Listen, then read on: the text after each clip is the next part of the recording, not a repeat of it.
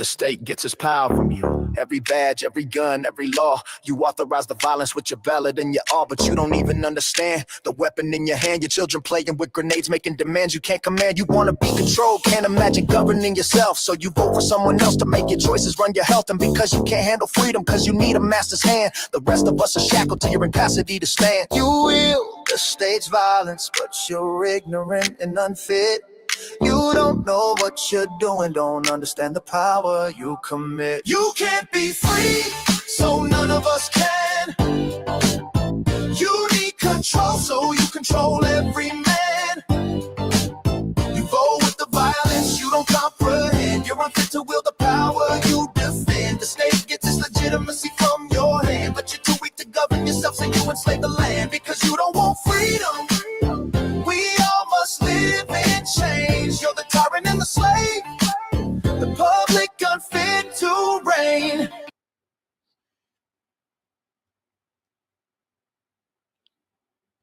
Hi, everybody.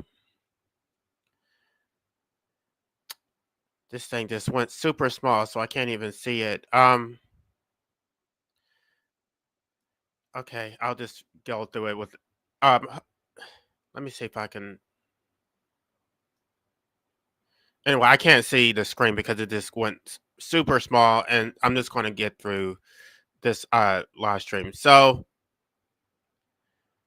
this live stream is really for the activists, for the people who have been frustrated, who have been trying to change the system, and they don't know why their approaches don't work.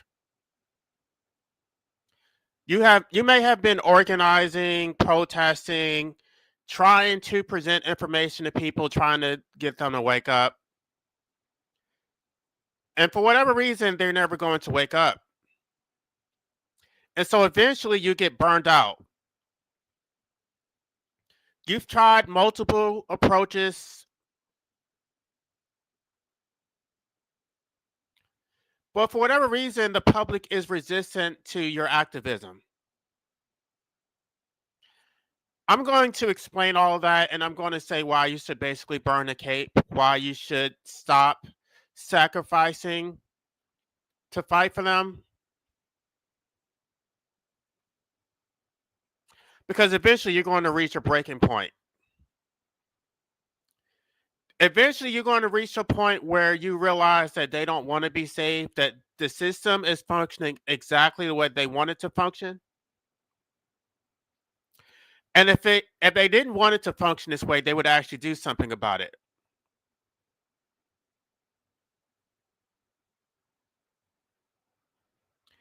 Now,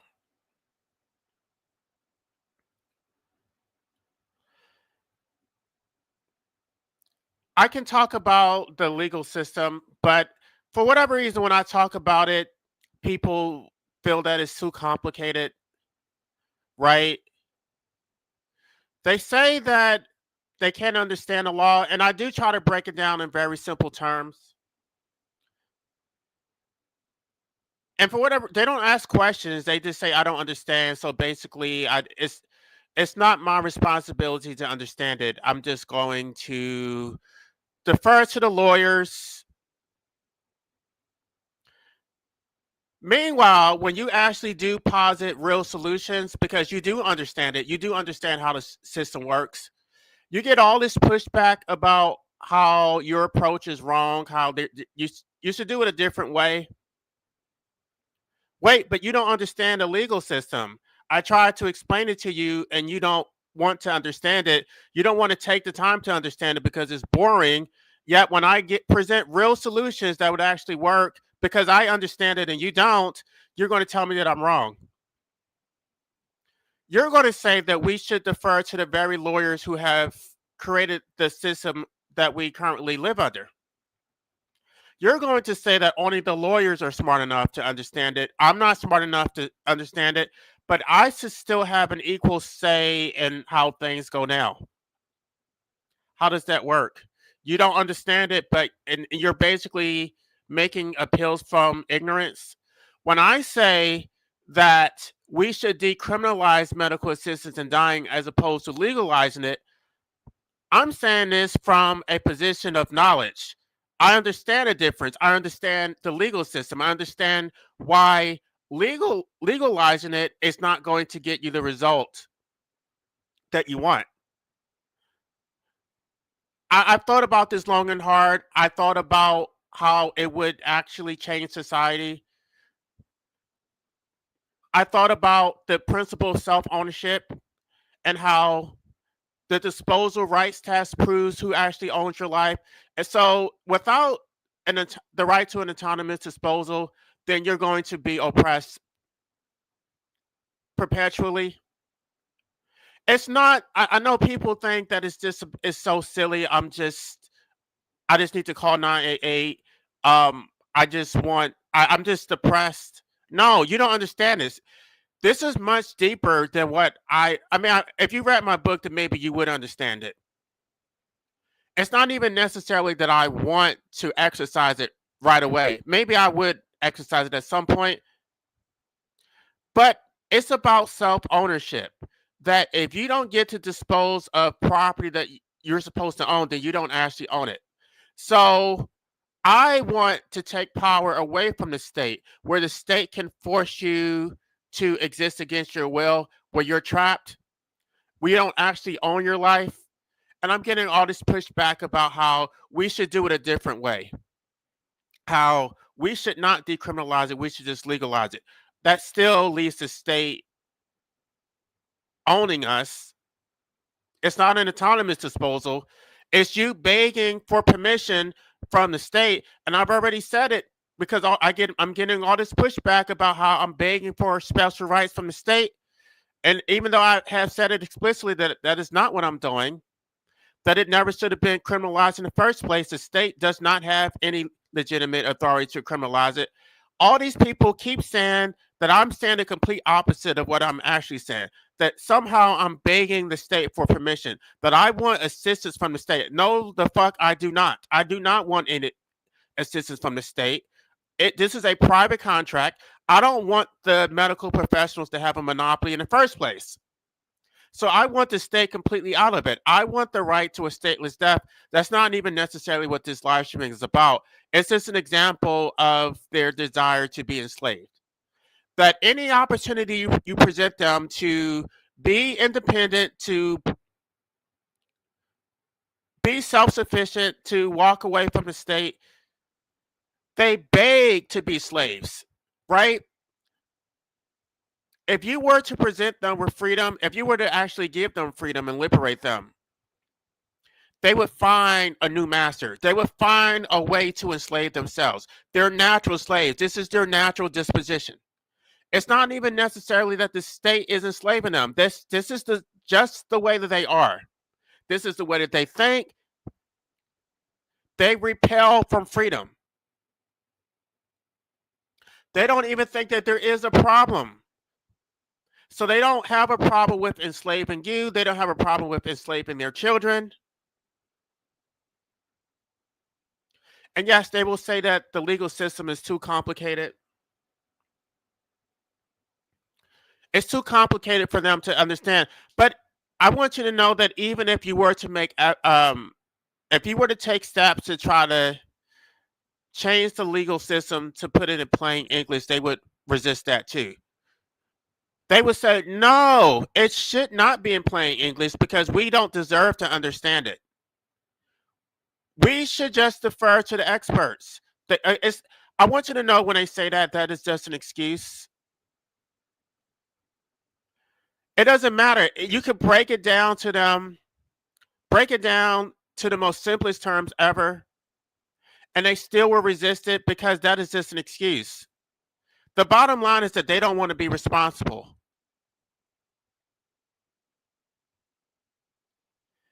Now, they did purposely make the legal system complicated so that nobody can understand it. They did use these Latin terms and legalese. Thomas Jefferson was against this weaponization, keeping the public ignorant.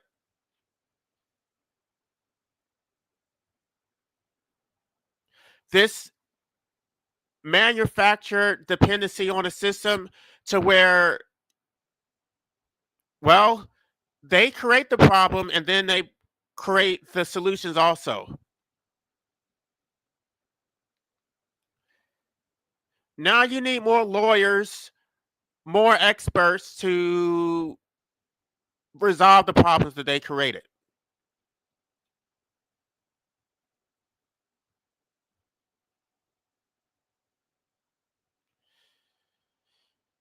The public does not just submit to these legal monopolies, they actively defend it. If you resist against it, they will actually attack you. If you say that maybe the legal system should be more accessible, maybe you should get rid of the monopoly and maybe have a free market or freedom of choice. Maybe there should be regulations on the costs of legal services. It's such a well-oiled machine that is self-perpetuating that you don't the system doesn't even have to do any work. The public will do the gatekeeping for the system. I'm getting all these pushback, and these people are not attorneys, these people are not politicians. These are slaves at the very bottom, basically at my level, championing for their own enslavement. Giving me all this pushback for why the status quo should be maintained. And I'm trying to figure out, what are you getting out this? Are you an agent? Are you getting paid to say this? Because what you're saying makes no fucking sense. It goes against your rational self-interest.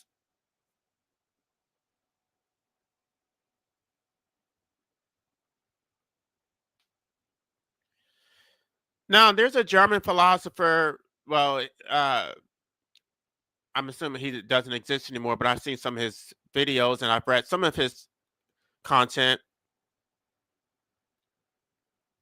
Erich Fromm.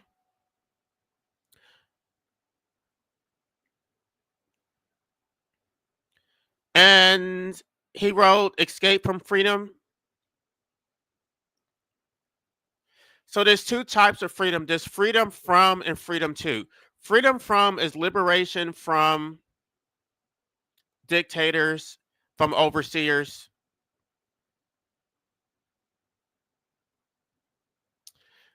This is where the enemy is identifiable. You can point to a face and say, "Oh, this is a tyrant." But then the second kind of freedom is freedom to. The freedom to decide, the freedom to act, the freedom to be wrong, the freedom to live with the consequences of your own actions. You made the decision, you live with it.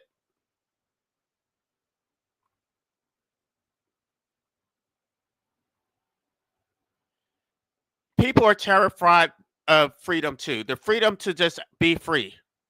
They don't want that. They will complain about freedom from. They will say, "Oh, the government is doing this. I don't like this. I'm against that." But freedom to, for example, the freedom to die, the freedom to work without licenses from the state, the freedom to buy property without government regulations.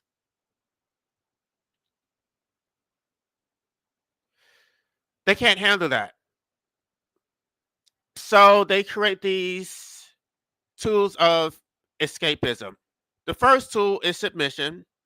They will surrender completely to whatever higher authority is available. The legal system, religious institutions. This basically relieves them of the burden of having to think. Thinking is very tiring. They don't want to understand the gory details of how society actually runs. So their default solution to everything is just to submit. Don't question authority ever. Just obey the laws, keep your head down, and maybe you'll be fine.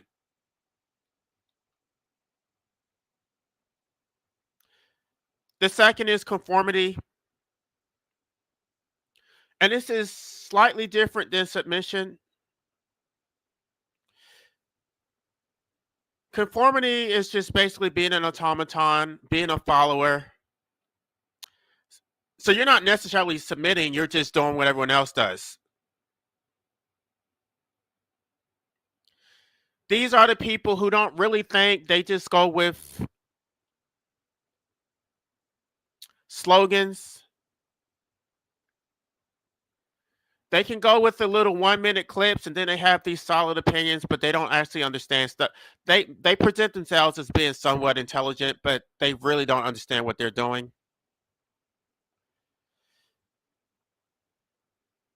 And then the third path is the path of destruction. When these two other paths have failed, the escapism, the submission, the conformity,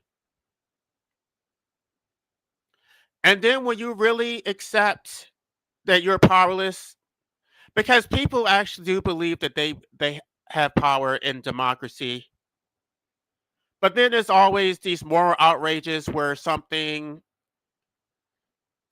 basically forces them to confront their lack of power, and then they get morally outraged. And because they don't actually have an institution to express that outrage, the legal system has been cut off from them. The courts are a complete waste of time. The politicians are a waste of time.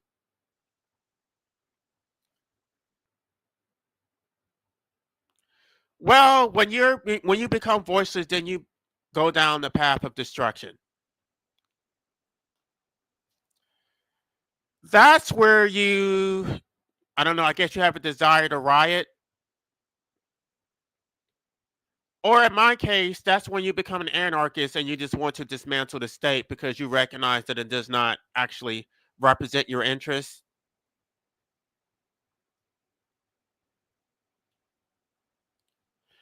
Now, depending on how you go down this path of destruction, it does matter how you do it, because the whole rioting, the whole criminality, that approach does not get you anywhere. In fact, that path leads to more authoritarianism. And there are a lot of people who are resentful of the system, and this is why they become criminals. This is why they become disaffected. This is why they divest from society. They may live within society, but they don't participate, they don't contribute.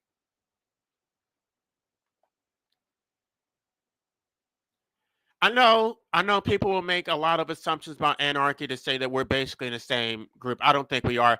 I think anarchists are a little bit more intentional, a little bit more intelligent. We're not just burning shit up, we're not just tearing shit up recklessly. We're not doing that. There actually is a strategy, there actually is a philosophy behind it.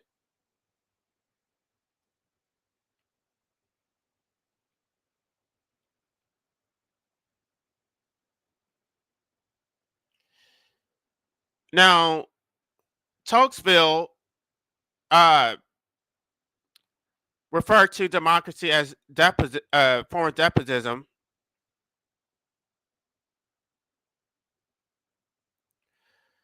It's basically a life of perpetual childhood. I love how all these people talk about how, oh, it's your fault because you're grown, you're an adult. Really? Are we actually adults? Because I would say that we are infantilized. I would say that we're children. I would say that even once you reach the age of majority, that you really don't have any real autonomy over your life. I would say that the state plays a paternalistic role. The state plays the masculine role. So even when you think, I mean, I'm not a fan of patriarchy, but the man is the head of the household. No, you're not. You are not the head of your fucking household. The state is the head of your household.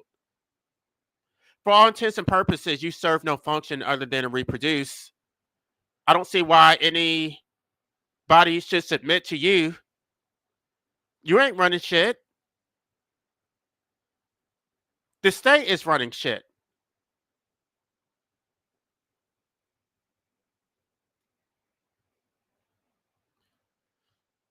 And I've been watching these YouTube videos of these parents abusing their children. They're so tough. You can beat a little 7-year-old with an extension cord, but as soon as the po-po shows up, then you want to bitch. Now all of a sudden you're so feckless. Now all of a sudden you're begging for mercy. Now all of a sudden you want to be the system's bitch. But no, you were so tough. You were so tough when you were beating that 7-year-old with a fucking extension cord. So there's a fucking hierarchy. Know your fucking place, slave. The po-po is going to come and throw you in the cage because you're not actually running shit.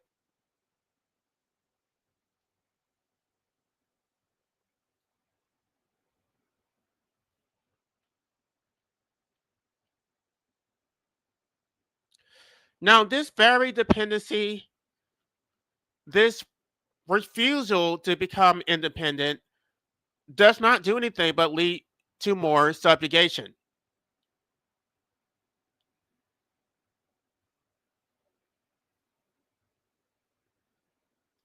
Now, Hegel was wrong.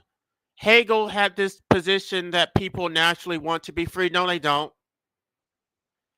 I think Hegel maybe should have looked more to Aristotle. There are people who are natural slaves. Again, it's not the institution enslaving them. They enslave themselves. They will find a master to rule over them. No matter what you do to liberate them, they will find their way right back to enslavement because this is just their natural disposition.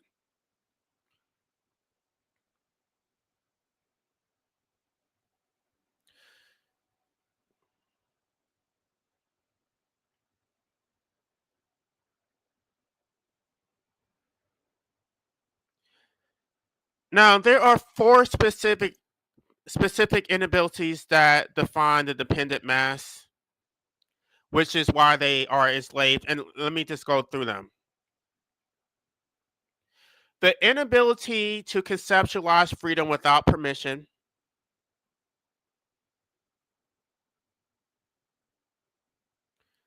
A dependent mind that can accept a right, a contract, or life that does not need to be validated by a centralized authority such as the state.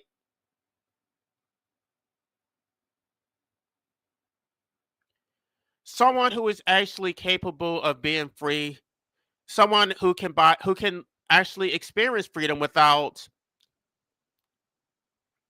validation from a higher authority. Somebody who's not afraid to live with the consequences of their own actions without being able to say, oh no, it's not my fault. That was my city council. While disregarding the fact that you're the one who elected the city council, you're the one who legitimized the entire system.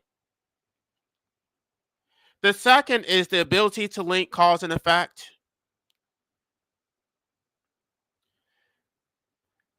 A lot of people don't have that ability, cause and effect. They don't see how these policies have a chain reaction. That if you don't word a specific policy a certain way, then it's going to lead to perverse outcomes. This is the reason why they don't understand why it's so important that you decriminalize it as opposed to legalizing it. They don't understand the details of it. This is why, by the way, when lawyers have clients, you think they discuss their trial strategy with their clients? No. They don't respect their clients. And unfortunately, y'all may not like me saying this, not just attorneys, but judges also. They see their clients as idiots. They see their clients as being complete morons. That's why they believe that they're entitled to take your money. They're like, oh, you're so stupid. I deserve this money because I'm doing all the thinking for you. You can't think for yourself. You are incompetent. Let me do all the thinking for you. I'm not going to confer with you about the trial strategy. You don't know shit. I'm the thinker here. You're the moron who pays me $500 an hour.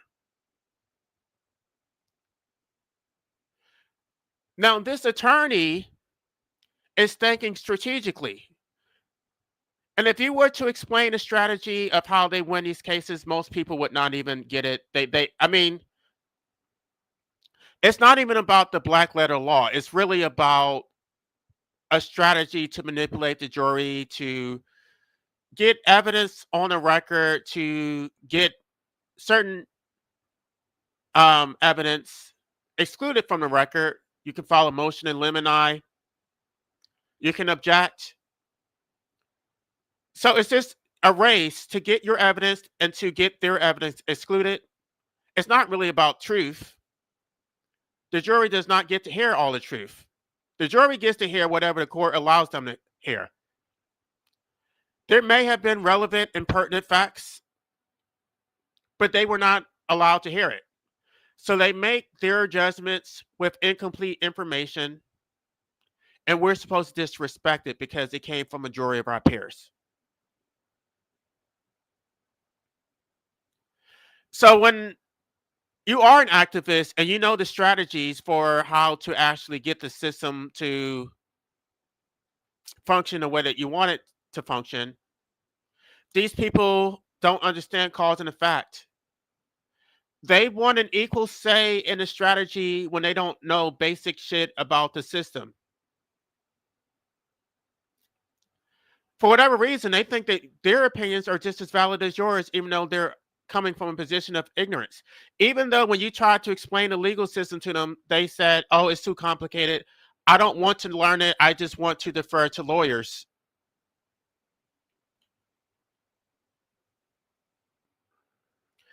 Third, the inability to tolerate cognitive dissonance.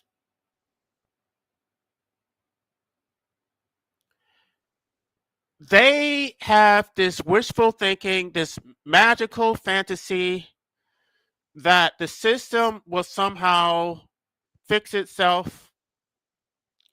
That if you just put the right politician in power, that magical politician, I could say this trying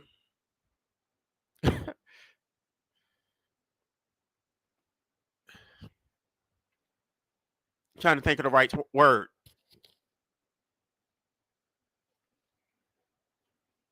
This fantasy was ubiquitous during the Obama administration. Obama was supposed to be the magic Negro who was going to fix all of America's problems. Somehow, if we put him in office, all of our problems would go away. Everybody's always looking for the next hero, the person who gives a good speech, the good orator, because they think that the problem are the leaders. They can't conceive that the problem may actually be the system itself. The problem may actually be democracy. They won't consider that though. That is off the table.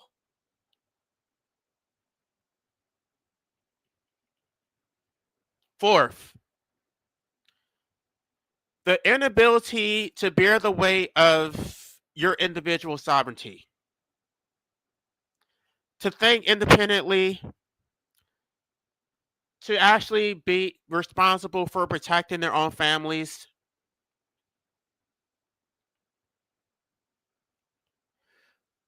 The ability to make decisions and be responsible for the consequences of those decisions without being able to defer and blame somebody else to say, oh, that's not my fault. That's Trump's fault, even though I voted for Trump, or maybe I didn't vote for Trump, but I still supported the very institutions which put him in power. I want you to understand that if you support democracy, regardless of who you voted for, you need to own that shit. You don't get to say, it's not my fault, it's that politician's fault. No, this is your system. You support it, so stand 10 toes deep on it. Stand 10 toes deep on the fact that you are a statist and you legitimize the state. So regardless of the outcome, it falls back on you. It falls back on the voters. But no, they will support bad policies. Many of them supported the war in Iraq, and then when they had all these bad outcomes, oh, that's not my fault. I didn't understand that it would be managed this way. Well, they didn't tell you all the gory details. Not only do you legitimize it through voting, but you also legitimize it through procreation. The very dependency under which you currently exist, you created. Now you need the state to protect you and your vulnerable children. Now everybody else must lose their rights to protect you and your family. And of course, they're going to say, oh, what about the children? The very children who did not have to exist. So now you must lose your rights, your freedom, because somebody else decided to have children. Now I have to be constantly told that my intellect is community property.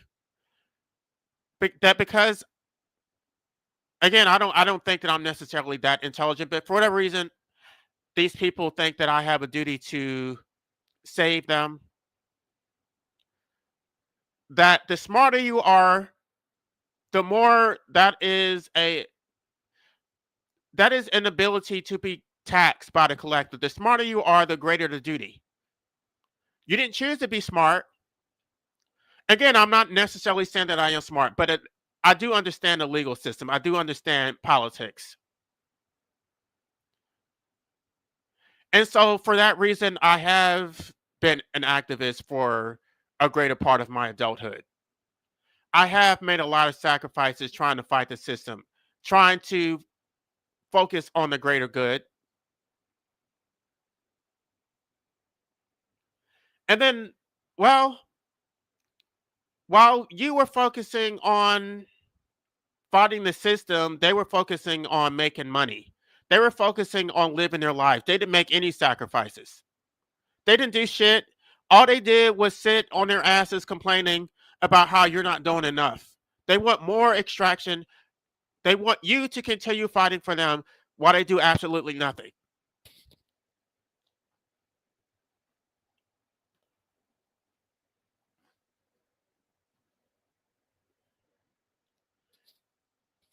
And the irony is, these very same people will talk about how you're broke. I could have been a money chaser. I could have been a capitalist taking their damn money. In fact, I could do that right now, but for whatever reason, I do believe in the Protestant work ethic. I don't believe in skimming off the top and just, you know, the marketing, the mental tricks to convince people to buy shit that they don't need or whatever. This is what these capitalists do: exploit people's ignorance. All you have to do is advertise a car that they don't really need, that they can't afford. And it's like, oh, I have to go buy that. There is a part of me that almost feels like I should stop fighting the system and just be like them. I did take a personality test, right? And I am an INTJ. I am an architect. My mind works like these people, but I just don't. It's like an inverted. I'm an introverted I'm an introverted uh alpha.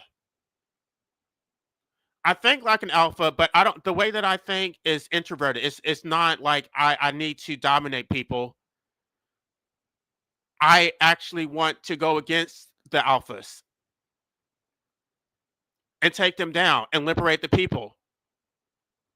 So I don't think like I know people use the term beta. Most of the time they use that incorrectly. I'm going to say a delta. That's the correct term. The worker bees, the people who don't really understand policy, they just go to work. And the reason why I'm not going to use the term beta, because betas are not really the cucks that people think. Betas are actually second in command. Like the alphas can they create the policy, and then betas are the enforcers. Betas would basically be the lawyers, the judges, the police officers. They're not alphas because they don't actually create policy, but when you look at them, I would even say the CEOs. The CEOs, a lot of times, they're not. Even Donald Trump. Donald Trump is not necessarily an alpha. Donald Trump is probably a beta. The president is not running shit. The president is following orders. They're puppets. And I did do a whole live stream about that.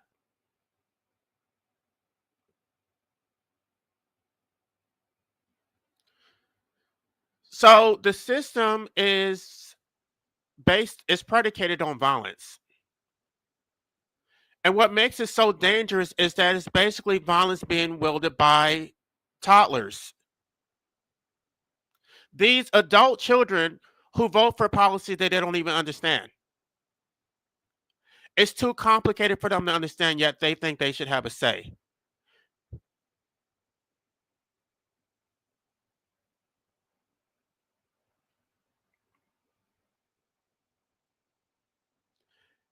And I'm sorry to say this.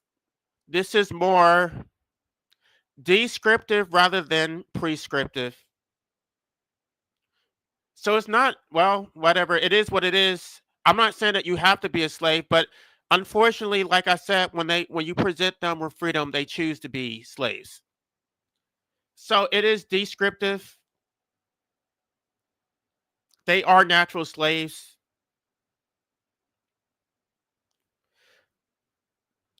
They are afraid of freedom. They're afraid of being responsible for their own lives, of making their own decisions without appealing to a higher authority. They are afraid to think.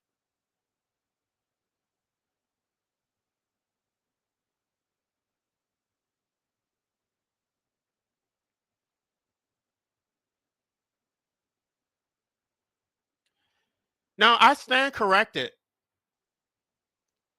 because my stalker did point out something that, you know what, I'm going to give him credit for this.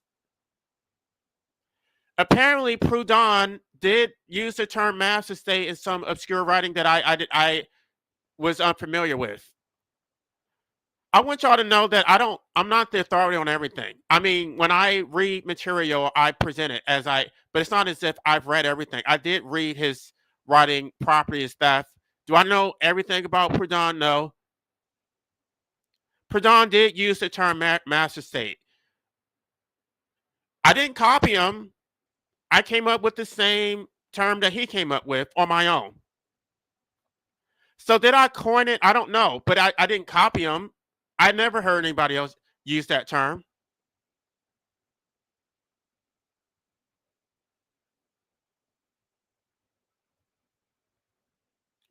And I guess maybe I can explain that a little bit differently. Maybe I can explain his use of it. I don't think it's necessarily the same as mine. It's similar.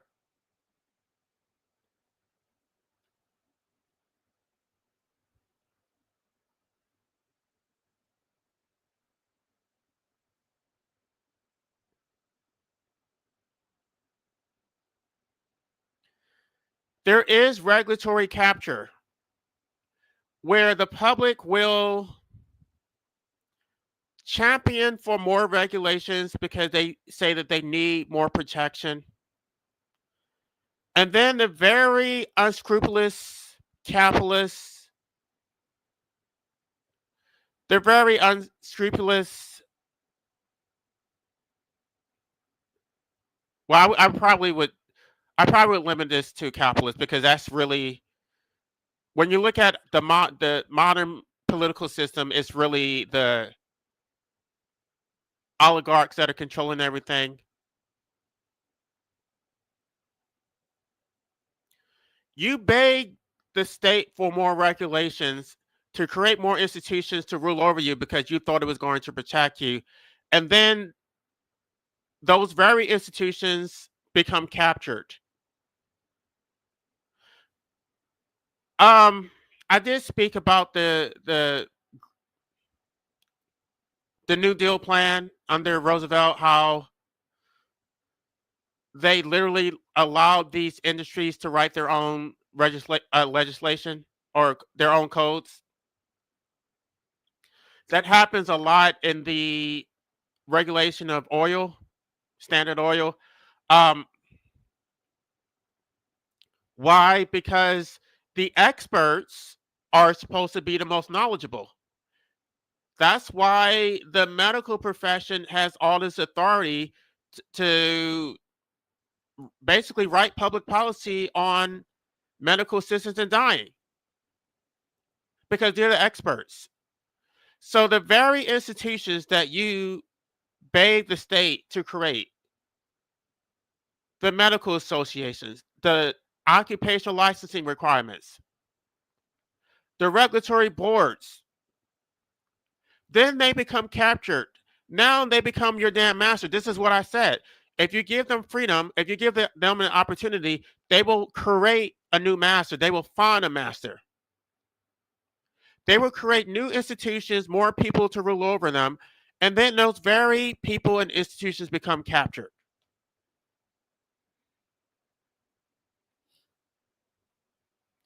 And of course, you beg for these institutions to rule over you, yet you didn't want the responsibility of understanding what they actually do.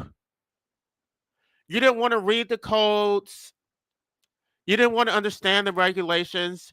Yet, for whatever reason, you vehemently take the position that these institutions should exist.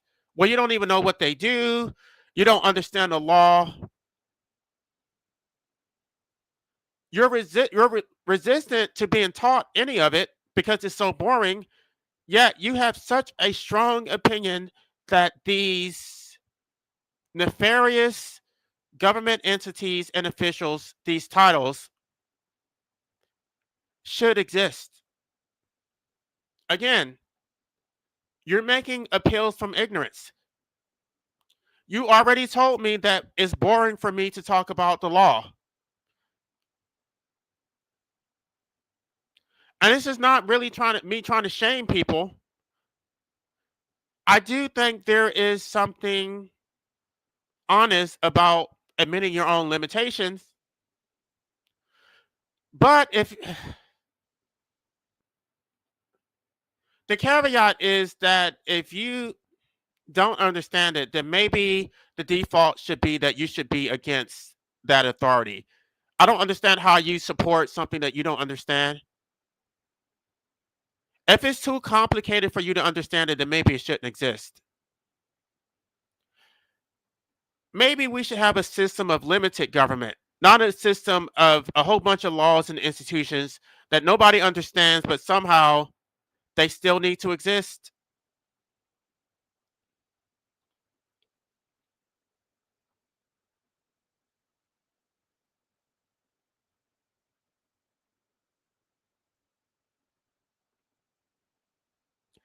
So this is the frustration of the activists. Not only do you have to fight the system, but before you can even get to the system, you have to fight against the ignorant masses. You can't organize effectively because the very people who you're trying to fight for are against everything that you're trying to do. They don't understand what you're trying to do. Even if you explain it, they still won't get it. Yet they're going to tell you that you're wrong.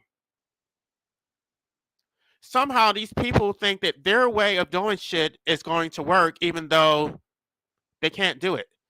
Even though everything that they have tried to do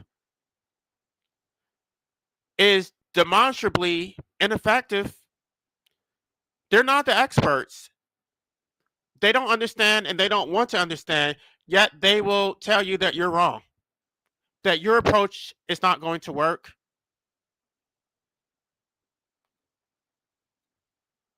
Mind you, these people don't build. These people don't have any original ideas. They don't start,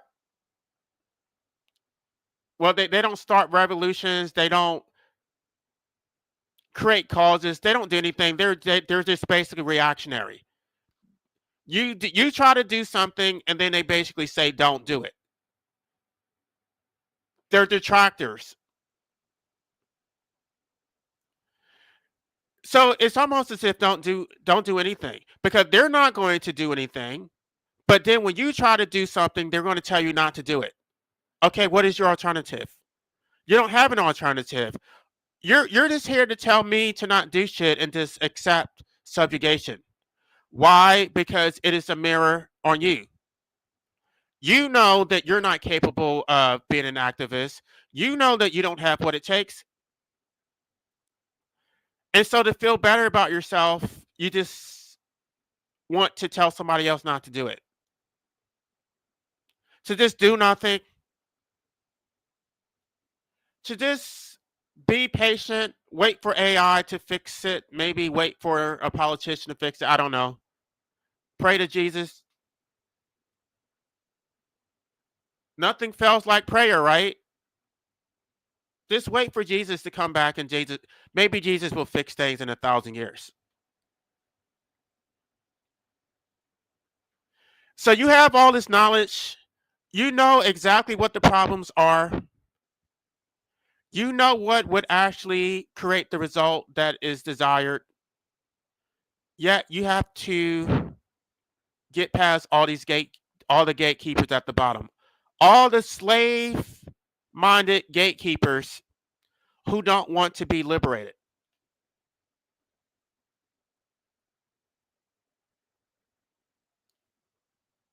The slave who wants to do his master's bidding.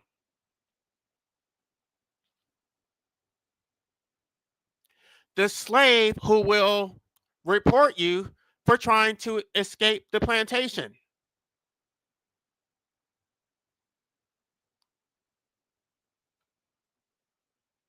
They're not telling you that you're wrong necessarily. They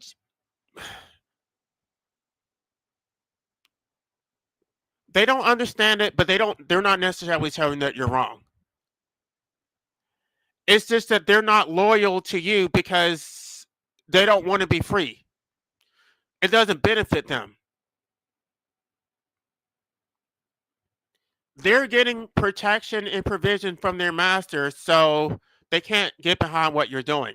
They need their master in order to survive. So they're going to side with the master, even though the master, I would say the master is going against their rational self interest, but then again, I don't think like a slave.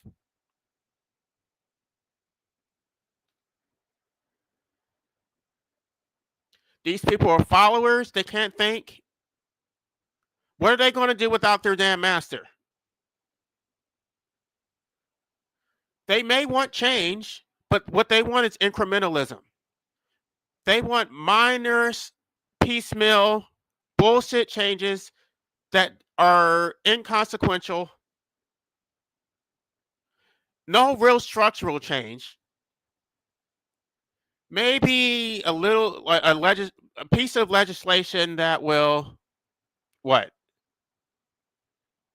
Give them child care.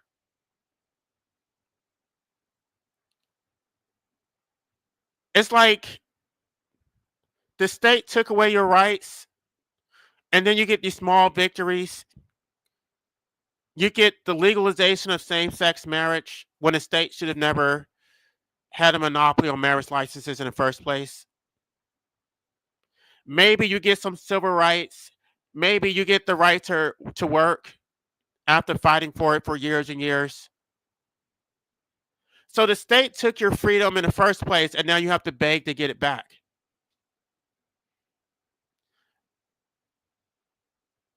And you don't get it back from your own,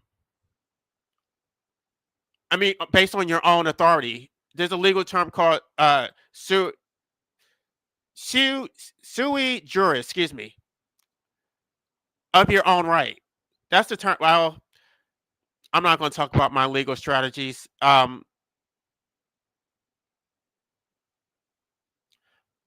For those of you who are part of the cyber movement, you probably know what I'm talking about.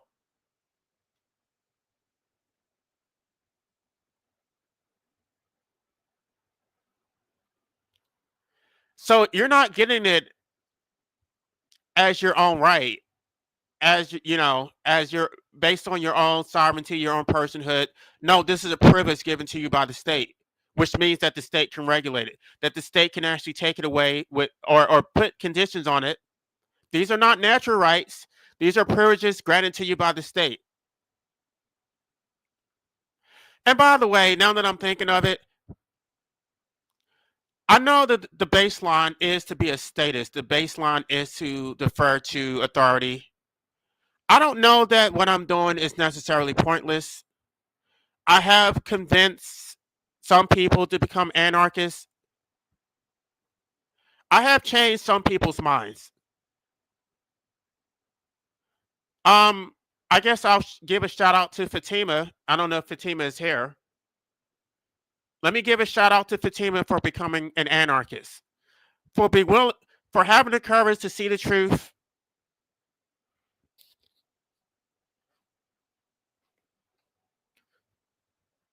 for having the courage to see that by being a statist, you're basically supporting your own oppression. Most people don't have that type of courage. Most people won't admit that their previous viewpoint, I don't even think that's just an opinion. I think they're just wrong. They're just wrong.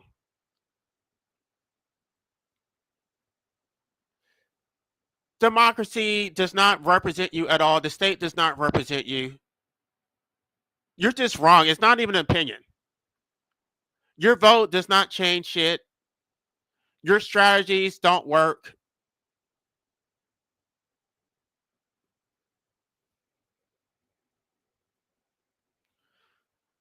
But still, they're happy with their incrementalism. They're happy with their crumbs.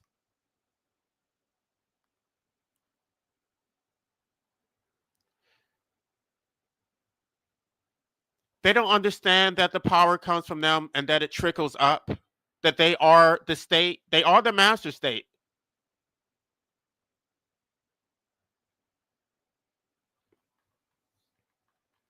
Now, the burnout and the fatigue comes from the fact that you have already tried everything. You have dedicated years of your life fighting the system, trying to educate people, present them with information. You have made real sacrifices. You may have neglected your career, business opportunities, and for whatever reason, these people think that they're entitled to your activism.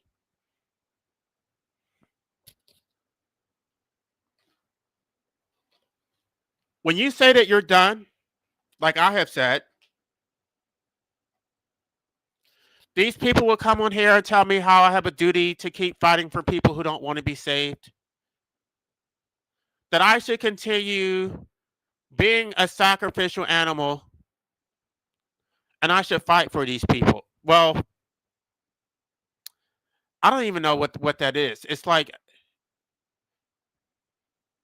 they want to sacrifice the activists because they don't want to fight, but at the same time, they basically want you to be the wolf, like I don't know what that is. They want you to be the or the what do you call this, sheepdog, but they actually still want you to be a sheep like them. This is a cognitive dissonance. They want you to be a protector, but they also want you to be a slave.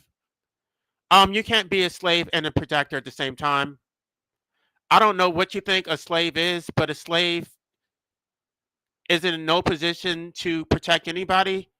So I don't know why you think that you can support my enslavement and then think that I can liberate you. They think that I'm fucking Superman. They think activists in general are Supermen. I even had one person in my comment section. No, actually, let me stop because this was an email. Somebody emailed me begging me to come to their country to fight to decriminalize medical assistance dying. If I can't do it in my own country, what makes you think I'm going to be able to do it in your country? Why don't you fucking do that shit? I'm not your fucking Superman. What the fuck? They just feel so entitled to it that you should just fight for them. Almost, they really do dehumanize activists. Has happened to me so many times, and I'm not even talking about just being political activists. This happens in a workplace. This happens in a family dynamic. When they see that you're the type of person who will speak up, they will constantly defer to you and expect you to fight their battles. They will dehumanize you to say that you should do. Oh my gosh, I just had this woman at work. This woman at work was afraid to tell our director something, and she asked me to do it, and I did it. I'm like, what the? And it was so fucking easy. Why is it my responsibility to speak up for you? Because you're a fucking child.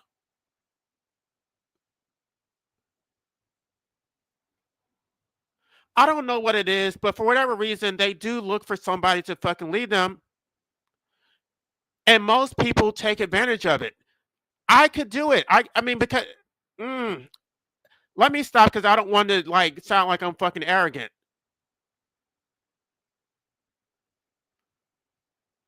I'm just talking about my lived experience. But this happens to me so much where people are constantly expecting me to lead them. They're constantly deferring to me, asking me to speak up for them. It's just fucking tiring. And it's not even because they respect. I don't take it as a compliment. It's because they want me to do the dirty work. It's almost like they're setting me up. And because I have integrity, because I'm good nature, I want to help people. I fall for it over and over and over again. They come to me with their problems. I see the solutions, and I fucking take the bait. They never have to take any risks. They never have to get their hands dirty. They can just come to other people and let them let them take all the fucking risk.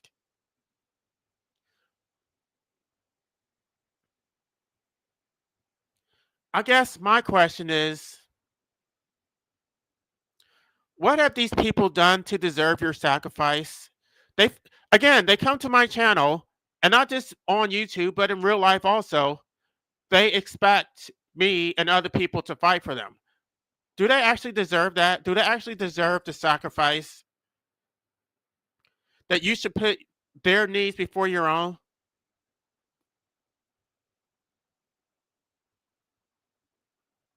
They're not going to listen to you. If you tell them which strategies would work, which strategies are going to be effective, they're not going to listen. They're going to do the exact opposite.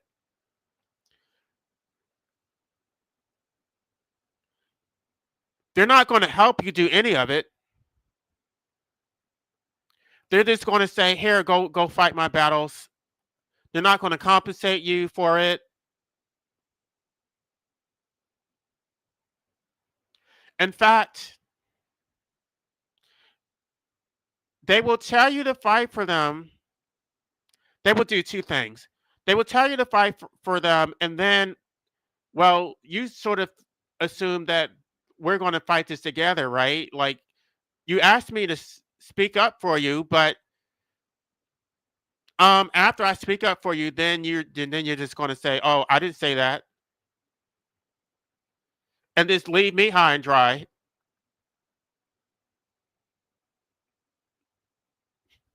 Gosh, this shit is so fucking pathetic.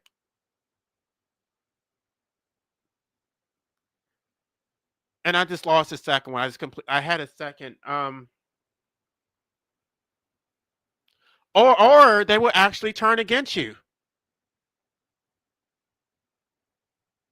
They will turn against you for fighting for them. They will. I don't know what it is. It's about their own pride, their own ego. They think that you're grandstanding.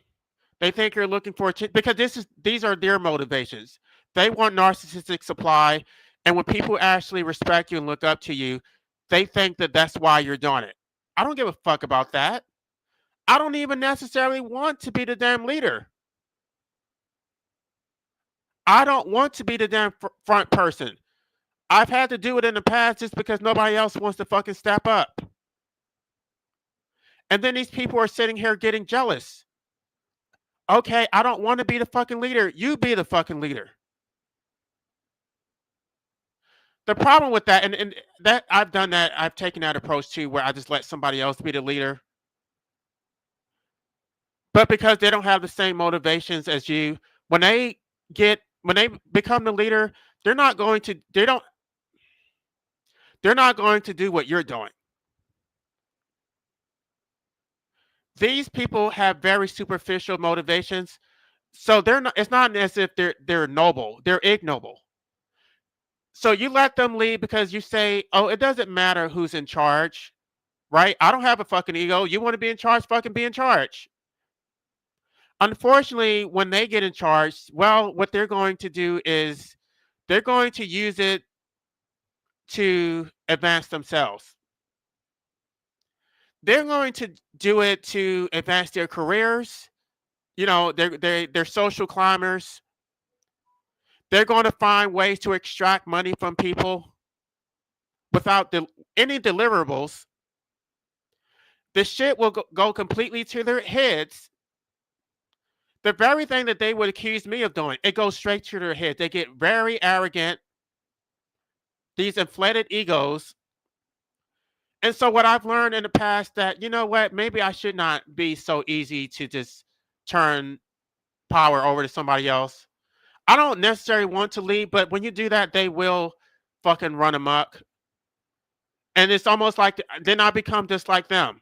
I become just like the very slaves who I am critiquing right now. That I just enable my own master. I'm not really an advocate for dictatorships.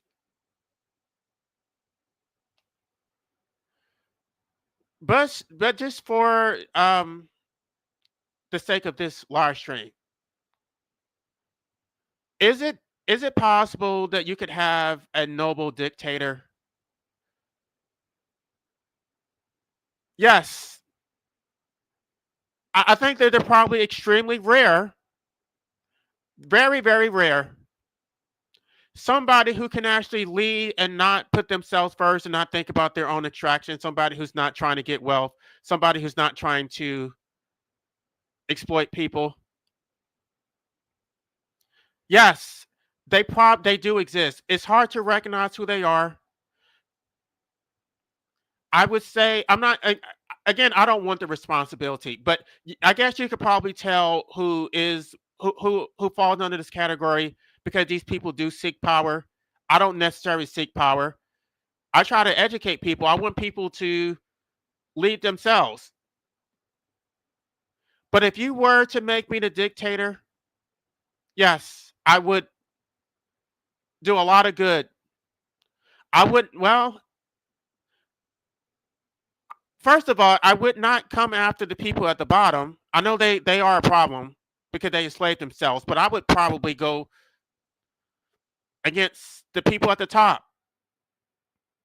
the institutions. I would be dismantling the very enslavers who are ruling everybody right now. Then I would have a massive re-education process, not necessarily to indoctrinate people, but to basically show people what freedom looks like, how they can actually live without authoritarianism.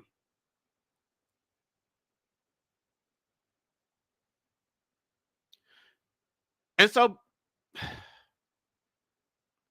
it's just so frustrating because it's, on one hand, I don't want to be the leader. I don't want to do the work. I don't want the responsibility. But at the same time, it's almost as if, well, who else is going to fucking do it?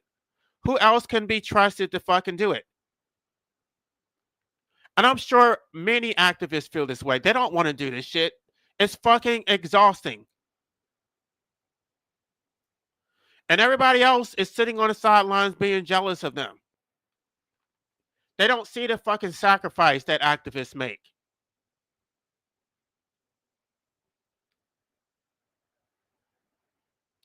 So no, I don't think that they necessarily deserve the sacrifice. I think that if they want you to lead them, then it should be mutually beneficial. What am I getting out this shit? And I know when I say this to people, they're thinking, "Oh, you're so selfish." Okay, I'll own that shit. Because I don't want to be a sacrificial animal. Yes, I will ask, what am I getting out this? And the reason that they resent me asking that question is because they know that they're trying to extract.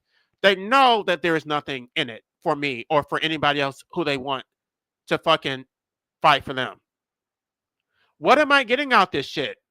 If you can't tell me what I'm getting out of it, then don't ask me to fight for you.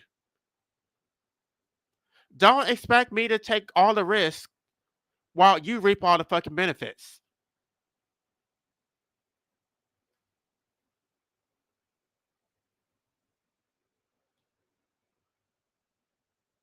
I'm not Jesus.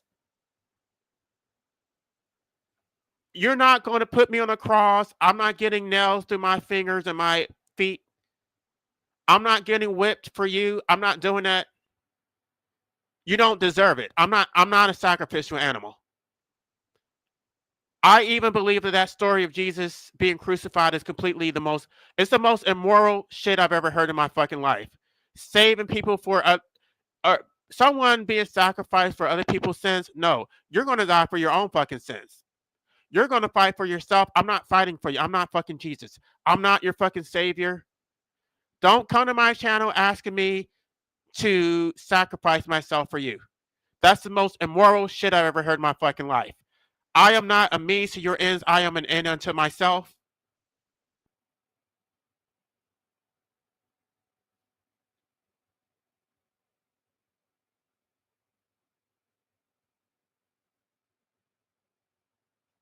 Stop looking for a fucking hero.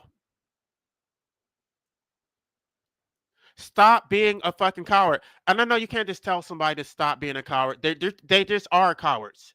You can't tell them. I'm not even sure that you could necessarily cheat somebody to stop being a coward. They're just cowards. That's just the way that they are. They are natural followers. They are natural slaves.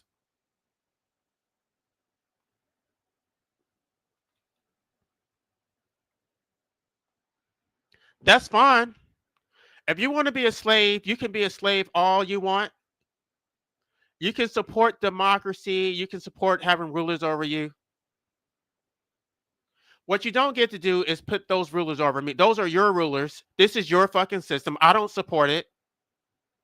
You don't get to support those rulers and then expect me to be fucking Superman. No. Those are your fucking rulers. That's who you fucking chose. Don't expect me to fucking come save you. Don't say, oh, well, you have this intellect that is a collective good. You have a duty to what? No. No, you don't get to double dip like that. That is your fucking system. If your system is fucking failing you, then you need to fucking dismantle it. Otherwise, then that's what you have. That's what you're stuck with. Go beg the system to fucking save you. The very system that you support. The very system that you gave your tax dollars to. The very system that you beg for regulations to save and protect you. Go ask them to fucking save you. You put them in power for that very specific reason. You didn't put me in power. So why are you coming to my channel asking me to fucking save you? What the fuck am I supposed to do? You have already tied my hands. You have enslaved me and you have enslaved yourself. And you want me to liberate you from a position of enslavement? How does that fucking work? I'm not bleeding for you. I'm not taking a bullet for you. I'm not doing any of that shit. And it's not even because I'm afraid to do it. Just on principle, I refuse to do it. You're going to take your own fucking bullet. You think I'm going to jump out in front of a bullet for you? No. Absolutely fucking not. Now, if I had some children I would do that because I voluntarily assumed that responsibility. You're not my fucking children. I don't owe you shit. I mean, my philosophy is not to liberate anybody, not necessarily. This is not vertical, this is horizontal. I'm about mutualism, that we help each other. It's not my responsibility to liberate you. We liberate ourselves. We work together, and that's how this shit works. But I'm not liberating you. I'm not going to be taking stray bullets for you. I'm not doing that.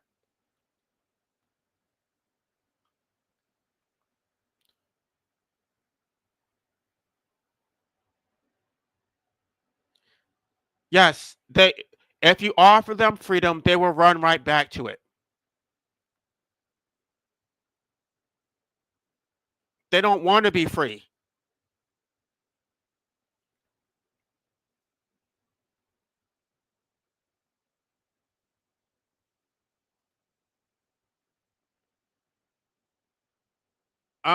Let me see if I have a comment from Fatima. Let me see. I'm trying to think.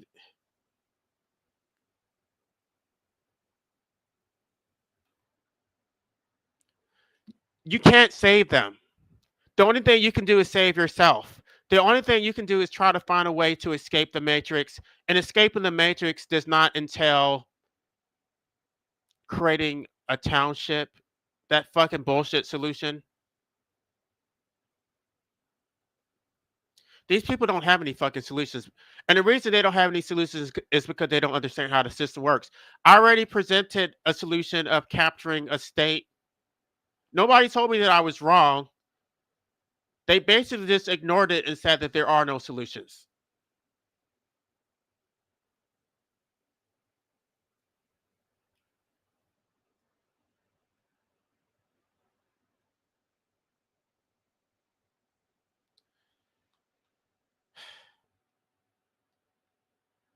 You know what? I guess I will go ahead and open it. 'Cause I see that Fatima wants to come. Let me see if um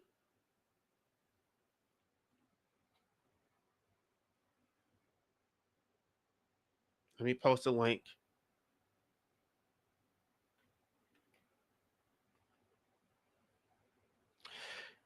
Hey D Ramsey. Thank you. I appreciate it. I appreciate it.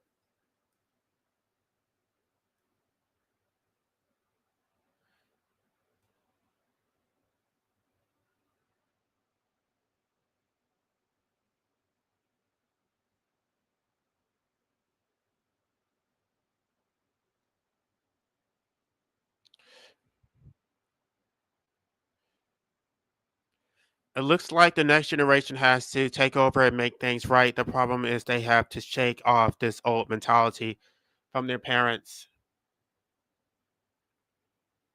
Right, and I think that is very unfortunate because you would think that the elders would be more wise, that you could defer to them, but they no, it's the blind leading the blind. They're just old fogies. The only difference between a young fogey and an old fogey is that the old fogies, they're just older, but it doesn't necessarily mean that they have more wisdom. I've already posted the link. So you're more than welcome to. Hi, Fatima.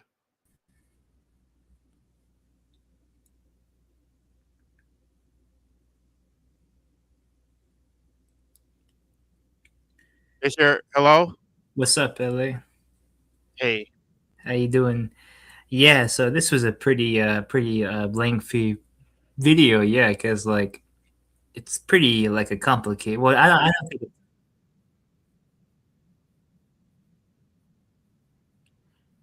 I think your mic must have broken up because I can't hear you. Are you still there? Yeah, I'm still here. I'm still here. Okay. Let Now, me can see you if hear I me? can adjust your mic so I can bring your volume up. All right. Okay, there we go. All right, yeah. So this was a pretty like well endowed video, yeah, because like so many people ask me to like do something for them when like I don't get much like benefits from it, and like it's pretty annoying whenever like this happens in terms of the sovereign states, right? Like like what benefit does America have whenever it helps like the country that I don't like a lot, like it doesn't get much of anything, right? It's more of a parasitic, relationship. That's like what most people are, most people want to like leash off you, you know? You know what? Now that I have you up here, I want to ask you a question. I know you said it Yeah. was me, and you said it was who was the other person?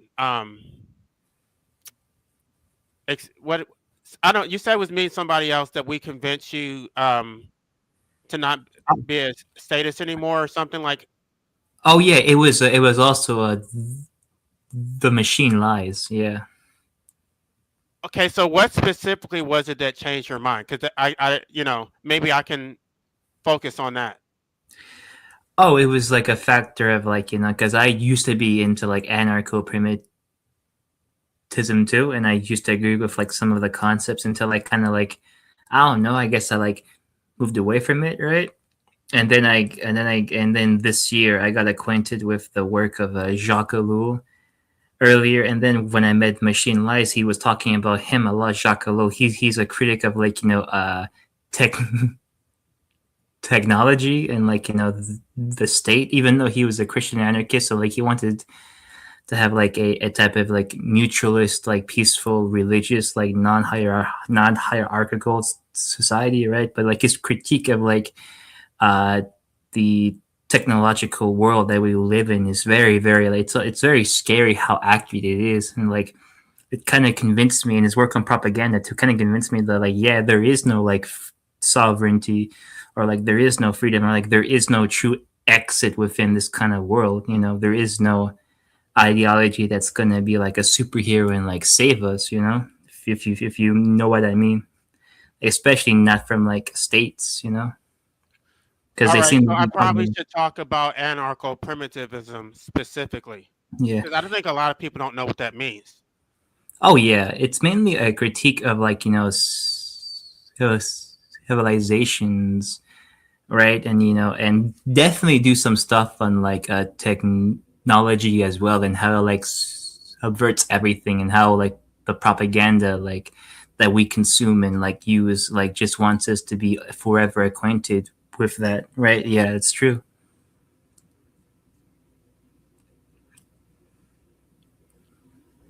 Because critiquing technology is very, very like in the new now, and I think it's very ripe for us. I think that like the biggest threat is not like capitalism.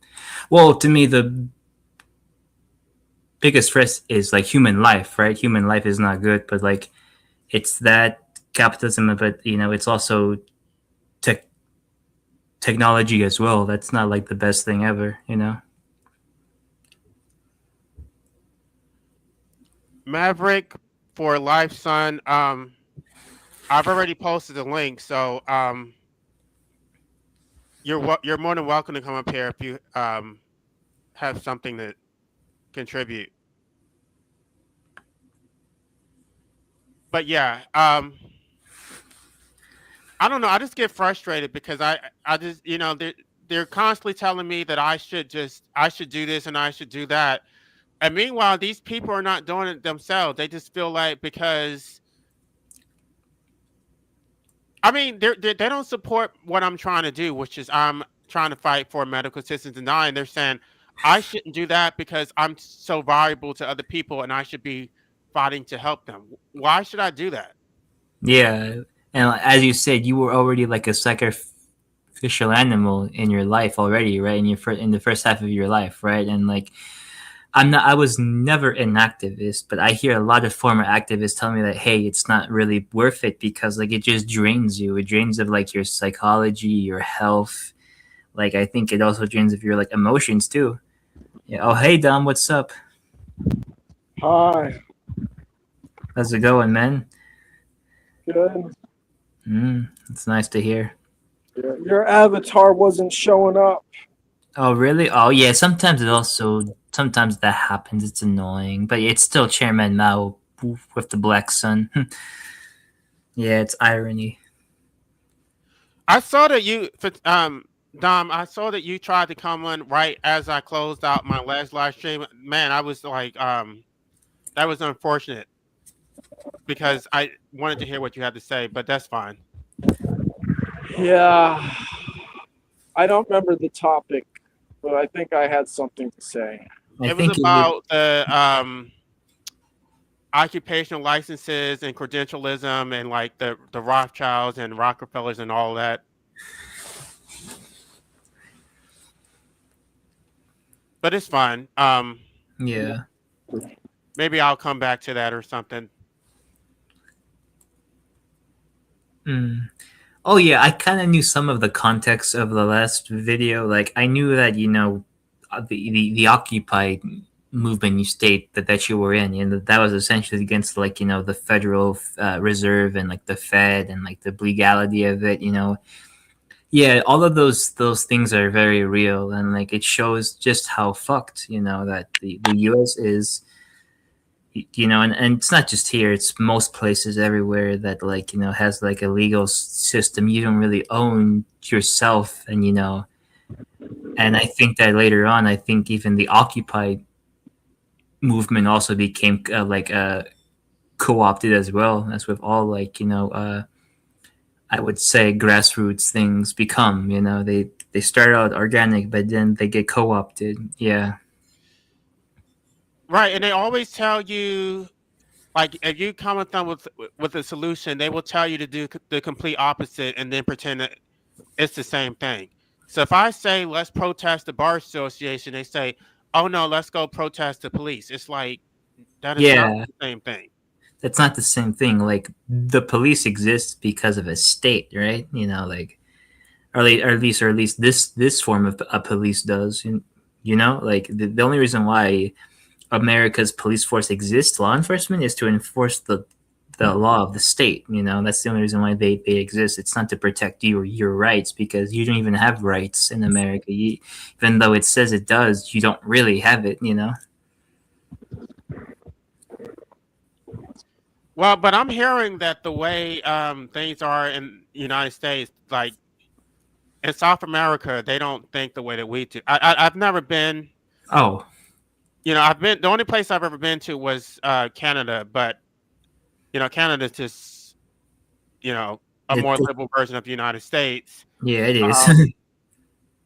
Yeah, but they say that like in South America, they're really not big on like individualism. Oh no, yeah, they're not. They're more based on I guess a community, but that either goes both ways, because in South America right now, in the country of Bolivia, right, they're having an uprising against the corrupt president there. He was installed by the U.S., because you always know how Latin America installs American backed presidents in Latin America. Yeah, that's happening right now. So they would I guess it's because they're more in poor. If you're more in a poor place there, you have less to lose, and thus they can form groups and have a herd mentality and do things. But here inside America, everything is very odd. It's a mixture of narcissism with collectivized things. Yeah, it's really a strange paradox here in the US. But I think everyone is so neurotic here and narcissistic that they don't do anything.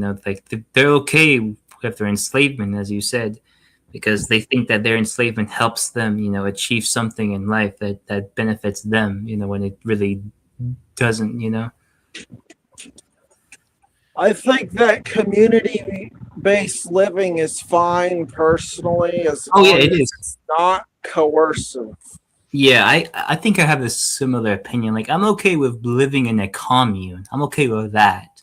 I don't really mind that, actually. I don't. But as long as it isn't demanding or a coercive, or my my sovereignty is also like respected and protected mutually by other people in the commune, then I'll be okay. Also, it's important to make sure that the commune is not just out expanding itself at the expense of other people. Yeah, exactly. I don't like that either. Yeah, like I don't think the commune should expand outside of its own like, you know, demarcations it has set up for itself, you know. Like I'll be okay with like, you know, like that, you know, over like I guess like massive structures of like city states that are like have like 1.2 million, that have like 12 million people living in it, you know. Yeah. It would be nice to have a commune of like anarchists where we just like basically left each other alone and didn't try to control them. But I mean, even if you had a commune, that still is within a state, so it's just not. It's not total liberation. Yeah. Oh, yeah. Like anarcho-primitivists are like very against any type of like, because thing about anarchism, there's a lot of forms of it. You know, like there's like the anarchists confederations type. They're kind of like who was that one philosopher called French Proudhon. He was a neutralist, right? And, like he supported like a very decentralized, you know, community of like neutral like economics and politics, you know. He was more of like the socialist type of anarchist, not really like a staunch individualist, like I guess like Max Stirner or like John Zerzan, you know.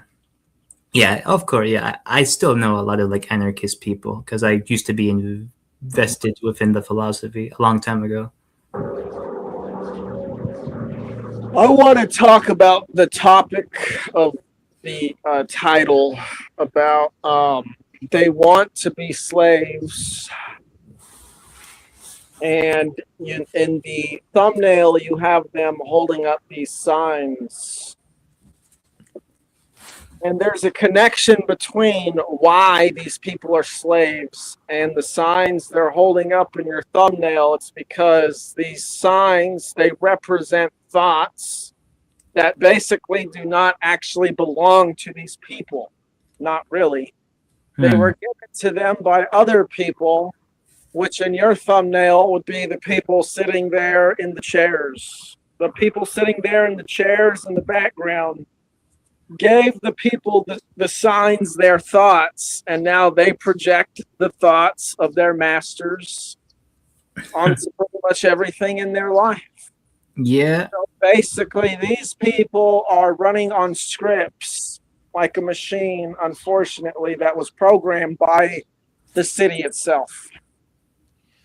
Well, but the problem, I understand that, and it's almost like if the dog is attacking you, you understand that the dog is vicious, but maybe it's not necessarily the dog's fault. But at the same time, if you don't stop the dog, then the dog is going to bite you and basically cause a lot of damage. So it's like maybe I could focus on the fact that maybe the owners made the dog vicious, or do I defend myself from the dog? So the people are what they are. They are vicious. They are violent. And they, like I said, they're not thinking. The problem is that when I'm trying to do things that would potentially liberate them, they are the gatekeepers who are trying to stop me from doing it. So I'm not even engaging with I'm not even engaging with the people at the top. It's the people at the bottom that are the problem. They can't get past cognitive dissonance is the problem, and then to get away from it, they basically say the thoughts that aren't theirs. Yeah, I can see that. So you're saying that these people have been conditioned to believe in like those slogans and those thoughts. Yes, they have, but like we obviously don't. We can see like from like a bird's eye view of those thoughts and ideas. Those are like inherent. Those are like implanted on us. But whenever we say that to other people, they're like, "No, this is what I think," you know, or like, "No, this is how things are," and like it's hard to break someone from a spell, right? They're like underneath a very strong spell of like, conditioning and propaganda that like when people like us, like look at it from like a third angle, it's like they see us as like crazy, unhinged, dreamers, idealists, so something like that. Yeah. And it gets pretty infuriating, whenever you're like, no, like you've been conditioned to believe in those things. Let me read this comment, and then I'll get back to what you're saying. I called a crisis hotline this past Sunday at work. The police department called me and came to my job with 2 police cars, and I felt like I was being criminalized. I had to spend 8 hours in the I don't think know hospital. Okay, hospital. Right, that's what I'm trying to say. The people who tell you to call 988, they're trying to put you in a system. Don't trust these people. I've actually done content about this where the guy called the VA hospital to say that he was in crisis, and then the police officers came to his apartment. They threw him in some mental health facility. They pumped him full of drugs, completely destroyed his life, and then you get the scarlet letter that will follow you. You lose your liberties. You lose your right to own a gun. And so, yeah, these people don't give a shit. They'll tell you to do that to get help, but those people are not going to help you. Don't listen to them. Don't call 988. I've already posted. I don't know if you want me to post a link again, but I've posted it already. Yeah, it's scrolling up. Yeah, but like, what was the thoughts that you were going to say to what I said earlier? That like most people are like, like Dom has a point. Like most people are just underneath a conditioned script, but like whenever you try to help them, like whenever you say, hey, you can look at it from like a angle above, they get like inferior with you, or like they tell you that, oh, you're crazy, you're idealistic, you're a conspiracy theorist or something like that. Yeah. Well, the issue is that on one hand they're saying that they don't understand it because it's too complicated.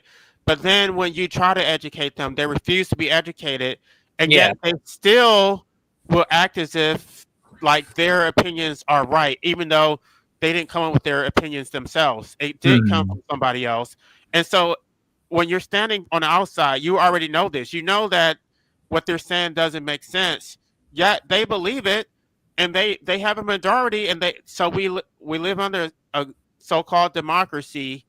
The ignorant masses the ignorant masses are the majority, and they don't want to become educated. So they are a threat, and that's why you can't help them. Yeah, of course. Yeah, it's quite a very infuriating set of circumstances when that happens, and happens every day, everywhere. Yeah, unfortunately. Yeah, it's gonna be very hard to break that spell and like make people like conditioned already to like break from their chains. It's kind of like the phrase what Karl Marx said, you have nothing to lose but your chains. And damn, did he mean that? Because people think of their chains as like the only thing that's holding them together, right? That brings order in their lives. That brings like, safety in their life. The chains around like their ankles, when they could be doing more harm than good. Yeah, hello?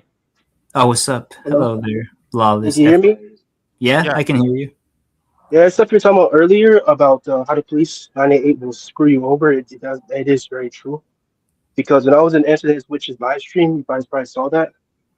If you do watch her, I was talking about my protest, and I did a video about that too. And mind you, it was not an unaliving attempt. Like I wasn't trying to unalive myself, but they still threw me in the psych ward, even though because of the way I was protesting. Yeah. Oh yeah. So that is very true what y'all said about that. And I live in Chicago, so I can't own a weapon either. Like no firearms. So that is very true. Yeah, the world around you wants to like have you alive and just extract from you. It seems. Yeah, they just want to like Why do you think all governments in the world promote like anti unaliving like oneself like ideas all the fucking time? Like I always thought it was kind of like crazy just how much that idea was like seen as like bad. And there's a good reason why is because if you're not here, there's no one here to like, exploit you, use you, you're not a cog anymore if you're dead, right? That's what I was trying to Right. tell Max Stout, that Architects of Humanity. He was saying, "Oh no, they actually don't care whether you like." Yes, they do. That's why they criminalize. That's why they gaslight you and try to like program you to say that that's the worst thing ever. That's why they put so much money into these hotlines and these institutions. Yeah, there's a lot more effort to keep you alive than to not care if you die, even though it seems that way that they don't care if you die because the economics system that's at play here. But that's what makes it even more fucked because we have two opposing views in one fucking sovereign. That is, pro capitalism, which equals exploitation and death, but yet they want to have you alive. It's almost like they want to just torment you. That's all it is. Yeah, and Antonin Wisdom said something really crazy because I watch Schizo Dumps, and she said the same thing he was saying. She said that the government wants you alive so they can loosh farm you in a way, like they can get off your sad emotions and stuff and like farm Yeah. off that. Yeah, of course. Oh yeah. That idea. So yeah, I we do have to agree ask with- ourselves. We got to ask ourselves then, why is it that we're so valuable to the ruling class? And it comes down to basically they don't like work. The actual work that it takes to produce things that are of value in the world, intrinsic value like shelter or growing food or maintaining water, is not stuff that people like Donald Trump or the Pope want to do. Nor No. do I think they can do it even if they wanted to. So they need to convince people to do it for them while they just sit back and basically reap the benefits. They fear work. Yeah, of course. Yeah. Mm-hmm. Yep. Right, It's but just the people at the bottom are so happy to provide that labor. They're willing to be extracted from. They think there's something noble about it. They talk about hard work and being productive, even though they don't benefit from their own productivity. It's being extracted from them. Yeah. Exactly. The world leaders don't want to work. They want to just stay in their ivory towers and just watch everyone else do it for them. They're essentially bleachers. Like the most the class on earth is like the rich class, and I know that sounds cliched, but it's true because they don't do the work usually. They don't. They hire other people. Like Elon Musk hires people to do all of his stuff. He's not really there hands on. He has like third and second person people doing the work for him, and he just gives out like the general outline, and he just like gives away all of the money for it. Yeah, That's all. That's what I don't. Oh, sorry. That's what I don't understand about the schizophrenia. I have schizophrenia. I don't understand why they want to keep me alive. I don't pay no taxes, nothing. I don't understand what I pay here. It just don't make no sense. They should legalize DWD for schizophrenics too, or mental ill people. I don't understand why he doesn't do that. Like, yeah, it doesn't make sense, right? Like these are people that like suffer every day. Like I don't think, and plus I think that the majority of them don't want to be here. Like I wish, like I wish like the way was like a painless, but it's not. So yeah. But it's like whatever though, because like I am scared of death still in some ways. I am like I won't pissed lie. off about that.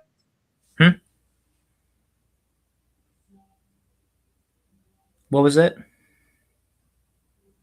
I'm with whatever works. I'll protest for it, but I know like I'm with whatever will work. Basically, I'm flexible. Man. Oh, okay. If Yeah, we can me criminalize it.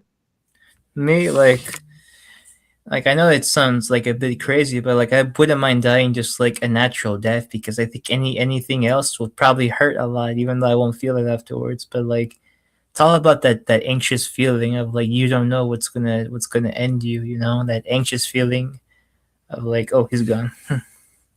It's whatever, yeah. Is dying of things like starvation or dying to a predator or a natural disaster considered a natural death? I wouldn't. That's a good question. Yeah, is it being eaten by that? Like, I mean, like it's happening within like the confines of like nature, right? Being eaten by like an animal, or like dying of like a natural illness or old age, right? That's happening out of like the will of either your body giving out or just like Mother Nature just having its course with you, you know. So I would say that it's could it be seen as natural?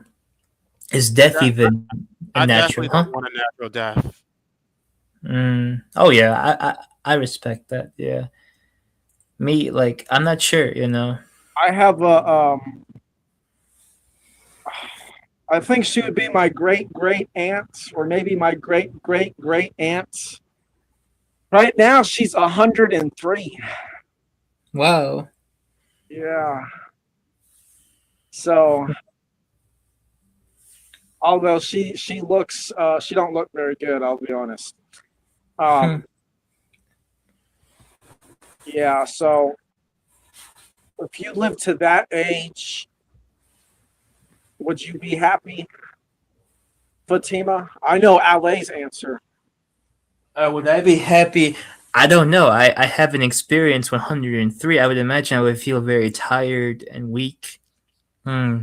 I would probably want to like, I guess like leave a bit sooner than that. But 103, like, would I be even still to like use the bathroom on my own, eat on my own, like dress? These are questions that like are so fucked because like you're not there to experience them, and like it's bad if you do it, and it's bad if you don't, you know.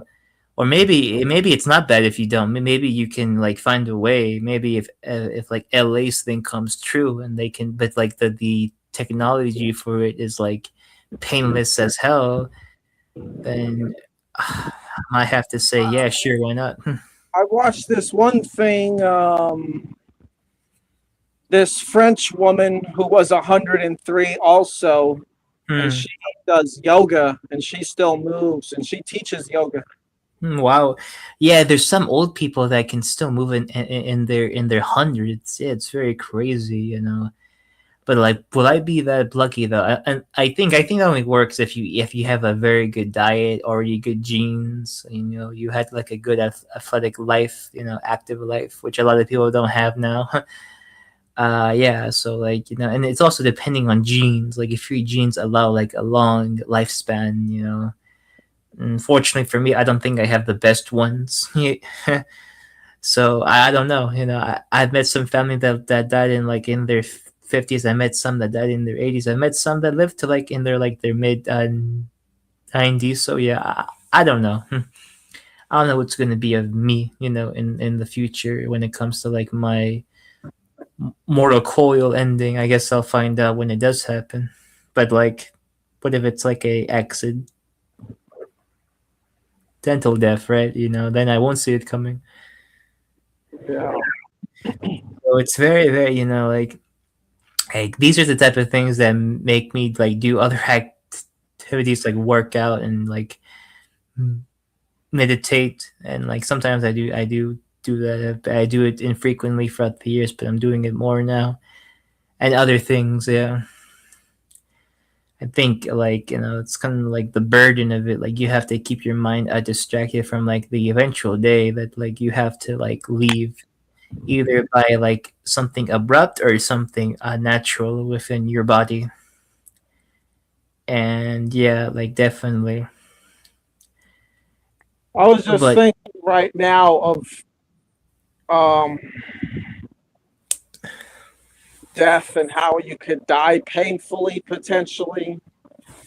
Although I think it really depends on your state of mind. Like if you take drugs, um, yeah, Your mindset will determine if you're going to have a bad trip or not. But then again, if you're getting killed by someone, I'm not sure what you can do in that experience. But, Yeah, I mean, your final moments would be painful in those circumstances, but afterwards, I don't know if you would feel pain, at least not the same way. You might, for all I know, because like in Egyptian mythology, for example, the way they describe the afterlife, yeah. you go through all these trials, and some of them are tough, and they seem like they could be painful. Oh yeah, of course, yeah. I mean, like, I think one of the scenes is your profile picture. That's where the heart is being set as being scaled, and then if it's either good, it can pass in the other life, and then if it's bad, it's going to be eaten by an alligator hippo thing. Yeah. Yeah, it's right there. The alligator's right there. Yep. Yeah, you see, so like, yeah, it's very interesting mythology. The Egyptian Book of the Dead is a very interesting thing. It's one of the oldest like works ever written that's still in use or still like being analyzed and studied. Yeah, it's pretty. Well, I'd say it's very advanced. Oh yeah. Yeah. Oh yeah, for sure. It's kind of like it kind of beats out like all of the Abrahamic myths because it's very well explained. It has it has trials, levels, with correlations of like the person's lives and like their ideas at that given stage. So yeah, it's pretty advanced, I would say, for like a pre Judeo Christian and Islamic source. I would say all the stuff that comes before that is more advanced. Oh, of course, yeah. We have like do you think that Platonism is good at least? Because I know you don't like Aristotle because Aristotle. Ash. Nah, okay. Yeah, from what I know, from what I can gather of Plato, not very good. Oh, really? Yeah, because he seems to want to abstract like a philosophy that's built for like a civilization building and more of like analysis. He was based on rationality. Rationality isn't bad, but he wanted to build rationality for like a type of script that gave rise to what Christianity, right? So there obviously was like a type of like heading, and his whole downplaying of the world of like nature. He downplayed like the natural world in favor of the forms. He literally said this world is a shadow of the forms. I think you have a more like in tune way of like seeing the world, right? With like nature and natural law. I'll tell you what I honestly think. I think if you were to find, I don't even think you would have to find a particularly advanced person. If you just found like the average like spiritual teacher or storyteller from like 30 or 40,000 years ago, and you compared them to any philosopher from history, I guarantee you that person from like 30 or 40,000 years ago is going to have a far better understanding of the human place in existence. Ah, okay. Oh yeah, for sure. Yeah, like there's like the Egyptians, the Sumerians, the Babylonians. I'm talking about before there was even these civilizations, just like tribal people living in bands, totem societies. Totem societies, yeah, with huts and like yeah, there's definitely something there that was like seen as like there's definitely a type of spirituality that was very pure because like if we look at the caves, right, where like people have their hands on the walls, right, like those caves on like those hands on caves, yeah, people definitely had like a type of like spiritual essence that like It's like, damn, that's like pretty pure right there, you know. It's very unique, like cosmology and like histography. You see, the difference between Plato and those people is that Plato is over here saying, okay, so we have being and becoming. So we exist in the realm of becoming, and then being is over here.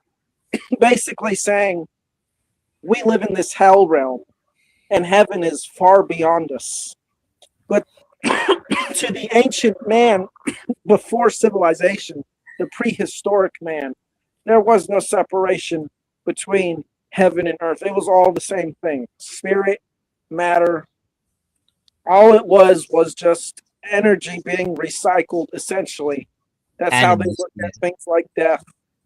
That's how they looked at things. That's how they looked at pretty much everything.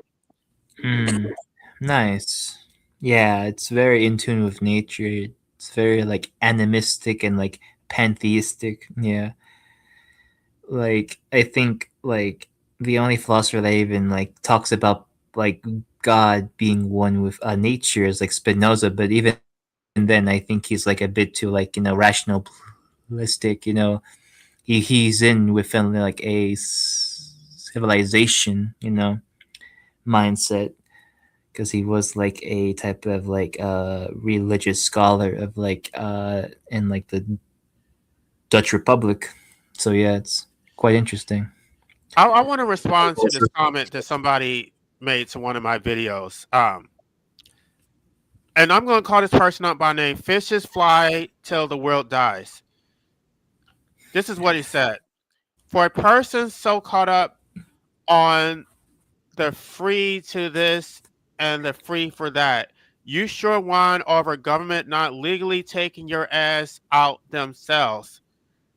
Poor, absolutely terrible grammar. Not even trolling, but not even trolling, but I think it's sort of weird, a little funny. You want the freedom to walk in and allow the government to help you with taking yourself out. That's your fight. That's one of your hills. I want to walk into the hospital and have them legally chop me up with something to off me. For you to say you did it yourself. Now I say, why do that at all?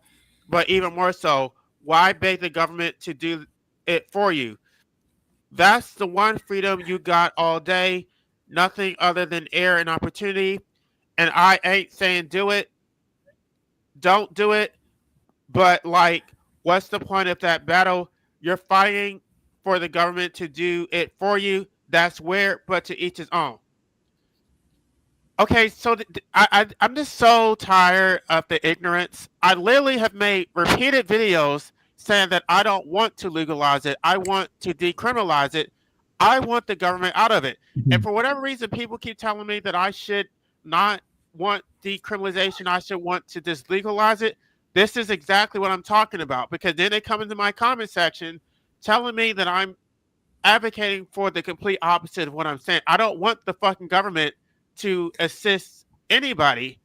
I want the government to fucking stay out of it. I don't know how many times I can fucking say it. Are these people fucking stupid? Do they not? It goes back to what I said. They don't understand it. They're appealing from a position of ignorance, and yet they're telling me they're telling me the exact opposite of what I'm saying. These are non sequiturs. They're not responding to what I'm actually saying. Somehow I'm a statist because I think people should have a natural right. I don't want the government involved.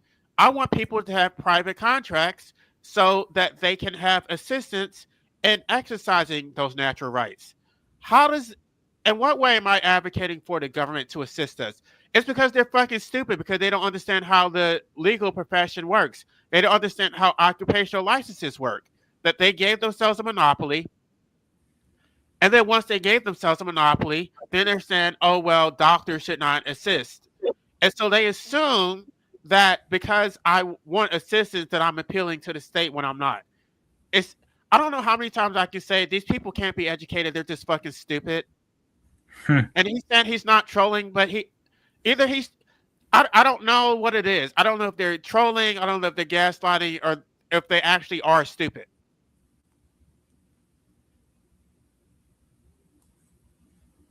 Wow. I just find this shit so annoying. Yeah, It's like so much. I get it so much. I don't understand what's wrong with these people. yeah. It almost seems like people come after you, LA, because like you say some like real shit, and then like they get like, "Whoa, hey, you can't say that because of blah blah blah," right? They think they can like just correct you on something. What would be his motivation in posting that comment? That's what I don't understand. Like, Mhm. I think it's because they don't want to do shit, and it holds a mirror up to them. You're fighting for something real, and I'm not doing shit, so I just want to talk shit so I can feel like I'm important. Yeah. I don't know. It's just retards on the internet. There's a lot of them. There's more retards on the internet than smart ones, because smart ones would like try to like limit their time on the internet. No offense to all of us, right? And it's not just about the right to die, it's about the right to own your life. Self-ownership. So it includes not just the right to die, but it includes everything. It includes the right to earn a livelihood. It includes the right to control your reproductive functions. It's total self-ownership, fee simple absolute without any interference from the state. They don't understand this. They don't know what freedom looks like. So instead of let me go back to the fucking thumbnail. Let me pull the fucking thumbnail because it's exactly what I fucking put in there. Yeah, it's just trolls, man. Basically, they don't care. They love their masters. They want more regulations. I'm too extreme. They trust the lawyers. They want it to be done their way. They need the state. And yet these very same people who come in trolling, antagonizing me, then they want to gaslight me and say that I have a duty to fight for them. Fuck you. I'm not fighting for you. You deserve to be fucking enslaved. I refuse. I'm not fighting for you. You've seen that? Have you seen They Live? There's a scene in They Live where the guy is trying to force another guy to put on the glasses, but he resists the glasses that will show him the truth of the world. And the guy literally has to fight him to put on the glasses, but once he puts on the glasses, they stop fighting and team up. Right, it's like the allegory of the cave. They're in the fucking cave. They don't want to go towards the light. They want to remain ignorant. They don't care. They don't want to be educated. They don't want to be liberated. They want to remain ignorant and enslaved, and it makes them feel good. These people are a distraction. When Max Dow was up here, that's why I didn't want to answer his question because I knew he was fucking trolling. I did not consider them to be serious questions. So I'm not going to entertain that. And if anybody comes up here doing that shit, I'm just going to fucking boot you. It's a waste of fucking time. Because I've already addressed it. I've addressed it several times. They don't fucking get it and they don't want to get it. Yeah, that guy, he's all right. I remember I left because he was on the panel, and I knew if he was on the panel, I probably wouldn't even be able to talk, or unless I was just battling him the whole time to talk, and I didn't feel like doing that. You're talking about Maxed Out. Yeah, he seems to talk quite a bit. Right, he was trying to overtalk me. He was saying a lot of incorrect shit, and when I tried to correct him, he just wouldn't stop talking. I'm like it's always the most ignorant people have the loudest voices. Can you shut the fuck up and let me explain the fucking law? Because everything you're saying is completely wrong. You don't even know what the word right means. If you have to break the law and become a criminal in order to do it, then that is not a right. Yeah. Well, And anyway, everybody was saying that, oh, it's just miscommunication. There was no miscommunication. He was doing that shit on purpose. I don't know. I don't. I haven't seen enough of him to know for sure what. I mean, he from what I've seen of him, he seems genuine. I just think he talks too much.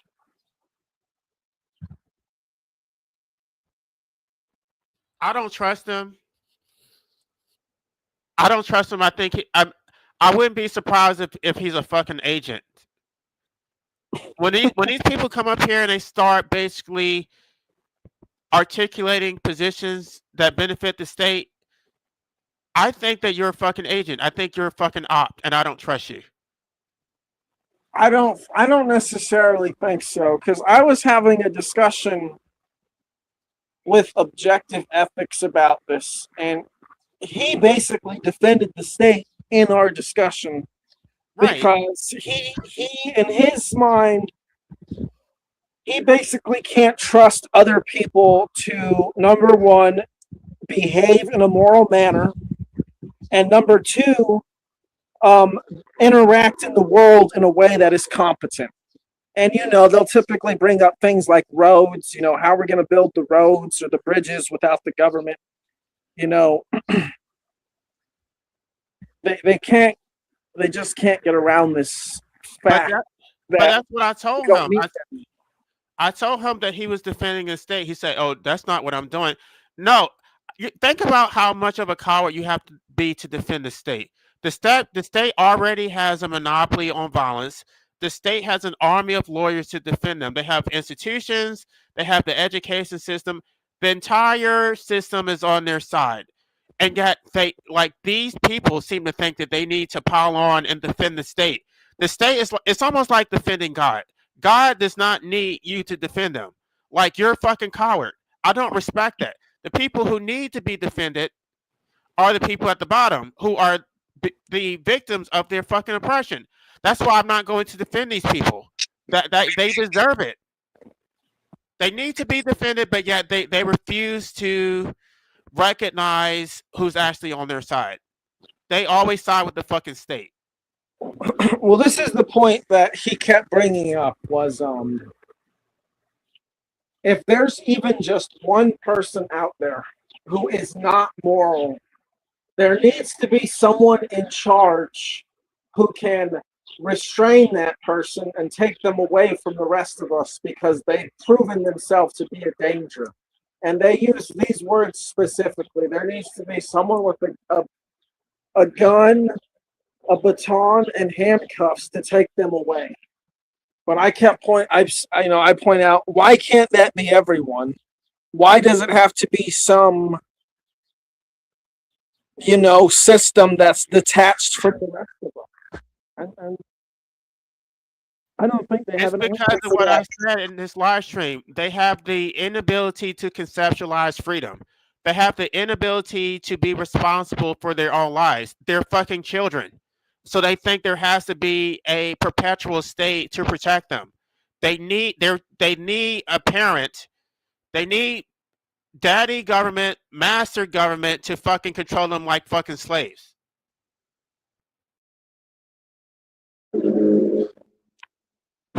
Yes, like I said, they're running on scripts, and it is a mommy daddy problem. And I've heard it pointed out by Mark Passio. I don't know if you're familiar with him, but he's pretty much probably the most influential person in shaping my worldview. But he has said that liberals basically have mommy issues generally because they view the state as this provider. And you know what? There was even a debate between Destiny and Shapiro where right there in the first few minutes, they straight up said it. Destiny was like, yeah, so the state is there to give people a boost who need help in life or need certain advantages because they might not have the same opportunities as everyone else. And then Mark Passio says that the conservatives, on the other hand, view the state as daddy who wants to protect them from the world. And then the dude Destiny was debating Ben Shapiro.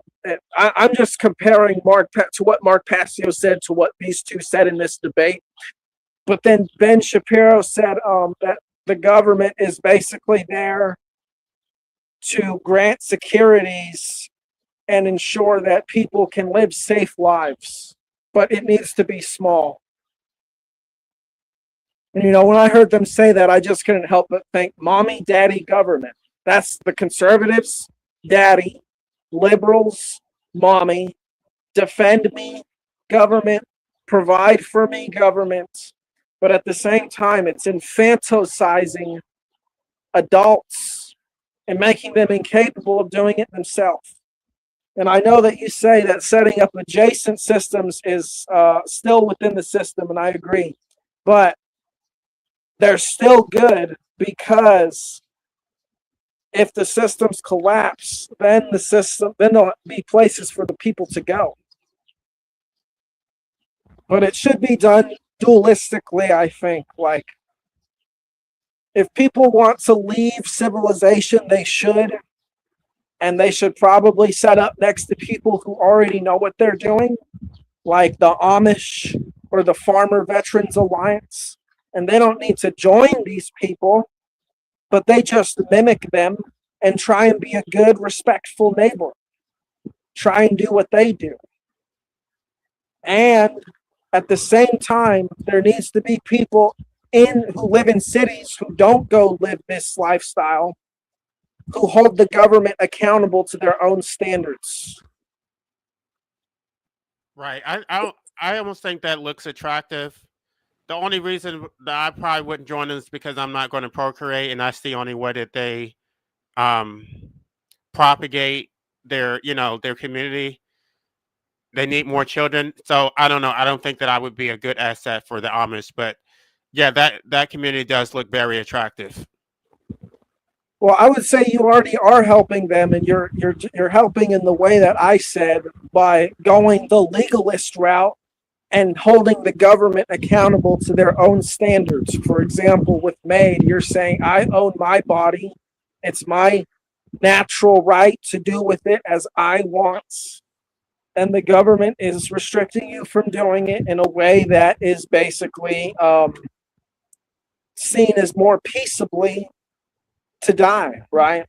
So you're falling right in line, because if you're doing that, if you have a large amount of people holding the government accountable to their own standards, while simultaneously people leave the system and set up adjacent communities, then the government is going to be stalled by you people trying to deal with all this legalist critique, while the people are going to be more free to build, because the government will have less time, essentially, to enforce their laws on them, and manpower. I'm going to have to go, but I just want to respond to this last comment. Whatever happened to the upcoming Donald Trump live stream?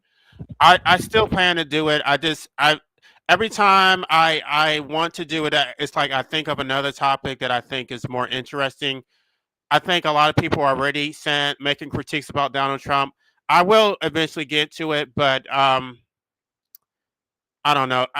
I'm glad that you let me know that you're interested in that. So that means that I need to put that higher on the priority. So thank you for that comment. And I guess I will try to do that. If I don't do it next, then I'll probably get that done sometime during the week. But yeah, I do appreciate you coming up here, Set Skills. Unfortunately, I do have to go, but Well, can I just ask real quick, what do you think about this dualistic attack or system that I'm talking about? Setting up adjacent communities and holding the government accountable to their own laws. Well, I think there should be a multi front to critique the state or to push back against state oppression. I'm just doing one thing. The reason why I'm doing what I'm doing is because I don't believe that there's anybody else trying to do it this way. So, but yeah, I would like to have people living off the grid, people having their own, compounds and doing all of that. But if they want to, I mean, that's sort of a less extreme attempt to escape the state, but you're not. you're not really escaping the state, but whatever. Maybe you can live your life and not have to interact with the public. But if you actually want to escape the matrix completely, then you should have that right too. So any whatever your attempt is or whatever your approach is to escaping the state, then I think everything should be on the table. All right, well, I'll just say before I get off, you won't be leaving the state entirely, but if enough people did that, they would definitely make it weaker, even if only a little bit. But I'll see you again whenever. Yeah, it's good talking. All right, I appreciate it. All right, later.